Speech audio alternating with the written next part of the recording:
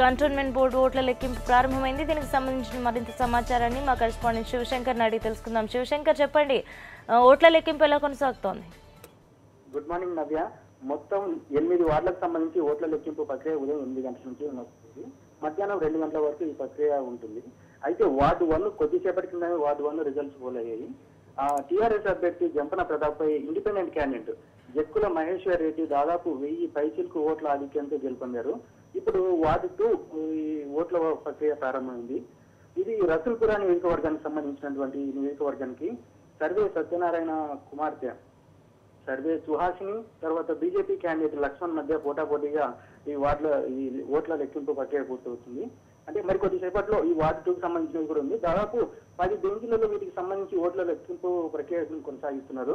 ఈ మొత్తం అంటే దీనికి సంబంధించి 8 గంటల లోపే మధ్యాహ్నం 2 గంటల లోపే ఓట్ల లెక్కింపు ప్రక్రియ పూర్తవుతుందని, మరి కొద్ది సేపట్లో వార్డు 2 ప్రక్రియ కూడా పూర్తి అవుతుందని చెప్పి తెలుస్తుంది. అయితే దీనికి సంబంధించి మొత్తం 8 వార్డులకు దాదాపు 114 మంది అభ్యర్థులు పోటీ పడగా కాంగ్రెస్ తరఫు నుంచి తర్వాత టీఆర్ఎస్ తరఫు నుంచి కూడా పెద్ద పెద్ద నాయకులు కూడా పోటీలో అభ్యర్థులకు తమ బలపరిచినటువంటి అభ్యర్థులకు ప్రచారం ఊపందుకున్నప్పటికీ వార్డు 1లోనే ఇండిపెండెంట్ క్యాండిడేట్ గెలవడం అటు రాజకీయ నాయకుల బలపరిచిన అభ్యర్థులకు పార్టీలకు కూడా విస్మతులు కల్పించినట్టయింది. అయితే 44.4% ఓట్లు పోలింగ్ నమోదు అవ్వడం కూడా అది ఒక విస్మయాన్ని గురి చేసే పరిస్థితి. అయితే మొత్తం మీద ఈ 2 గంటల తర్వాత ఏ పార్టీకి సంబంధించినటువంటి వాళ్ళ నాయకులు వస్తారనేది మాత్రం కొంచెం తెలియాల్సి ఉంది నవ్య. Thank you Shivshankar.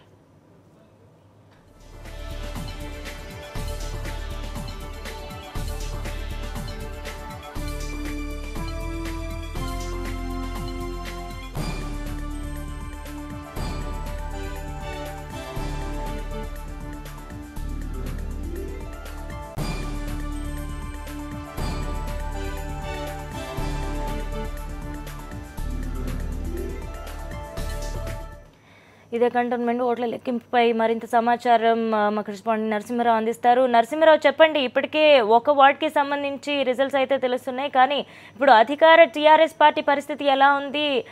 ఇంకా మిగిలిన వార్డులో ఫలితాలు ఏ విధంగా ఉండబోతున్నాయి? ఖచ్చితంగా అధికార టీఆర్ఎస్ పార్టీకి ఎన్నికలు చాలా ప్రతిష్టాత్మకంగా భావిస్తుంది. ముఖ్యంగా కేసీఆర్ మినహా తెలంగాణ ప్రాంతానికి సంబంధించిన అందరూ మంత్రులు మొత్తం ఎన్నికలు చాలా సీరియస్ గా తీసుకున్నారు. దాదాపు ప్రతి మంత్రి వార్డు వారిగా దాదాపు ముగ్గురు నుంచి 4 మంత్రులు ప్రచారం చేశారు. హరీష్ రావు, కేటీఆర్ లాంటి సీనియర్ మంత్రులు కూడా ప్రచారం చేసినప్పటికీ మనం ప్రధానంగా ఇప్పుడు చెప్పుకోవాల్సింది జంపన ప్రతాప్ ఓటమి మాత్రం టీఆర్ఎస్ కి కొంత ఇబ్బందికరమైన పరిస్థితి కనిపిస్తుంది. ఎందుకంటే జంపన ప్రతాప్ ని వైస్ చైర్మన్ గా చేయాలనేది టీఆర్ఎస్ ఆలోచనగా కనపడ్డది. ఎందుకంటే ఆయన సీనియర్ నేత, దాదాపు 20 ఏళ్లుగా దాదాపు 19 ఏళ్ళుగా ఆయన సభ్యుడిగా ఉంటున్నాడు కంటోన్మెంట్ కి సంబంధించి. అలాంటి నేత ఓడిపోవడం మాత్రం ఖచ్చితంగా టీఆర్ఎస్ కి కొంచెం ఇబ్బందికరమైన పరిస్థితి వస్తుంది. అయితే ఇక్కడ టీఆర్ఎస్ ప్రస్తుతం చెప్పుకుంటున్న పరిస్థితి అయితే ఈ పార్టీలకు అతీతంగా చెప్తే పార్టీ గుర్తుల పైన ఎన్నికలు కావు కనుక గెలిచిన వాళ్ళంతా అధికార పార్టీకి సంబంధించిన వాళ్ళని ప్రచారం చేసుకునే అవకాశం ఉంది. గెలిచిన అభ్యర్థి కూడా ఇప్పుడు మొదటి వార్డులో గెలిచిన అభ్యర్థి కూడా టీఆర్ఎస్ రెబల్ అభ్యర్థిగా టీఆర్ఎస్ చెప్పుకుంటున్నారు. అయితే ఖచ్చితంగా ఈ ఎన్నికల ప్రభావం మాత్రం ఖచ్చితంగా టీఆర్ఎస్ పైన ఉంటుంది. అధికార పార్టీ ముఖ్యంగా గ్రేటర్ హైదరాబాద్ కి సంబంధించి ఎన్నికలకు సిద్ధమవుతున్న వేళలో కంటోన్మెంట్ ఎన్నికలను కూడా టీఆర్ఎస్ సీరియస్ గానే తీసుకుంది. ముఖ్యమంత్రి కేసీఆర్ కూడా అనేక సందర్భాల్లో గ్రేటర్ హైదరాబాద్ సంబంధించిన నేతలతో సమీక్ష జరిపినప్పుడు కూడా ఎన్నికల్ని సీరియస్ గా తీసుకోవాలని ఊహించని విధంగా దాదాపుగా గత 15 రోజులుగా దాదాపు 16 మంది మంత్రులు, అదేవిధంగా పార్లమెంటరీ సెక్రటరీలు, సీనియర్ నేతలు కూడా ఈ మొత్తం 8 వార్డులో విస్తృతంగా ప్రచారం నిర్వహించారు. ముఖ్యంగా కంటోన్మెంట్ ప్రాంతంలో వాటర్ సమస్య ఒకటి ప్రధానంగా ఉండేది. వాటర్ సమస్యను ప్రధానంగా ప్రస్తావించారు. గతంలో ఎన్నడూ లేని విధంగా కంటోన్మెంట్ ప్రాంతంలో వాటర్ సమస్యను పూర్తిగా పరిష్కరిస్తామని పదే ప్రస్తావించినప్పటికీ మొదటి వార్డు ఓడిపోవడం మాత్రం టీఆర్ఎస్ కి కొంత మింగుడు పడని పరిస్థితి కనిపిస్తుంది. అయితే మిగతా వార్డులో ఖచ్చితంగా మేము గెలుస్తాము, వైస్ చైర్మన్ పదవిని మాత్రం తాము కైవసం చేసుకుంటామనే ధీమాలో ప్రస్తుతానికి అధికార పార్టీ ఉంది. అయితే ఫలితాలకు సంబంధించి ఇంకా పూర్తి స్థాయిలో ఫలితాలు వచ్చిన తర్వాతనే అధికారికంగా టీఆర్ఎస్ స్పందించే అవకాశం ఉంది. నవ్య, నరసింహారావు, ఈ విషయం చెప్పండి, ఇప్పుడు కంటోన్మెంట్ ఎన్నికల ప్రభావం జీహెచ్ఎంసీ ఎన్నికలపై ఎట్లాంటి ఎఫెక్ట్ చూపే అవకాశం ఉంది?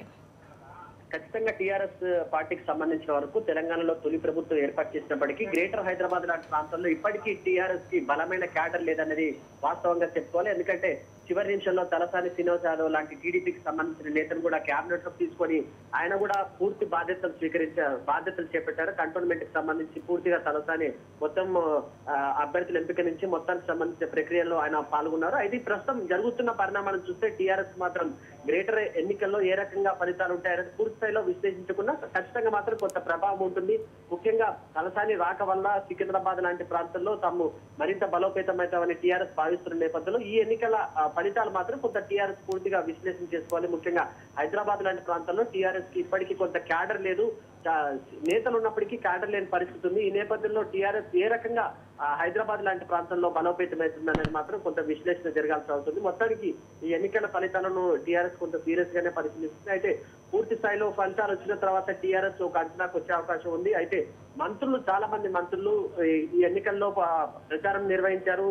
సీనియర్ మంత్రులు కూడా ప్రచారంలో పాల్గొన్న నేపథ్యంలో మొదటి వార్డు ఓడిపోవడం మాత్రం కొంత టీఆర్ఎస్ ఖచ్చితంగా కొంత ఎదురు దెబ్బగానే చెప్పుకోవాలి.